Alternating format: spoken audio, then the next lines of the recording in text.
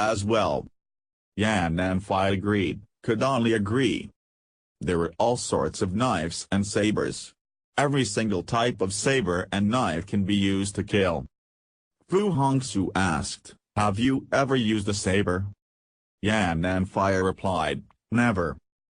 Fu Hongxue asked, how many people have you seen who do actually know how to use sabers properly? Yan and Phi answered, not too many. Fu Hongxue said, then you have no business to be talking about knives and sabers. Yan and Phi laughed, and said, perhaps I really do not have any business to be talking about knives and sabers, perhaps your saber technique isn't unmatched under the heavens. These, I am not too sure. But I am sure about one thing. Fu Hongxue said, and what is that? Yan and Phi said, now I have 6 legs again, but you only have 2. He gave a loud guffaw again, and leapt onto the horse. The horse saddle may be severed, and the snakes may be slashed, but the horse was still very much alive and alert.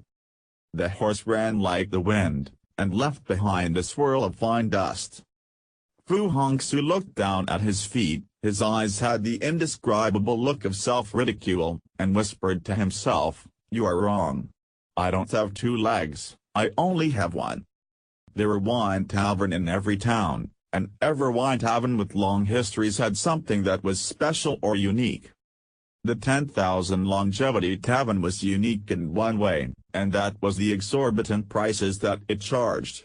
Everything that was served, food or wine, were at least double the price of other taverns. Man has many weaknesses. Spending tons of money for the sake of appearance was surely one of them. This was why places that charged ridiculous prices also had ridiculously good business. When Yan and Phi walked out of the 10,000 Longevity Tavern and looked at the horse tied outside the tavern, he could not help laughing. 2 legs were really of no match to 6 legs. Every man hopes to escape their shadow. This was certainly another of man's many weaknesses. But as he was untying horse reins, he could no longer laugh. The moment he raised his head, he saw Fu Hongxue again. Fu Hongxue was standing across the street, and was staring at him coldly. His face was deadly pale, his eyes silently cold, his sword pitch black. Yan and Phi smiled. He gave the horse a small pat and the horse trotted away. He, however, was still where he was,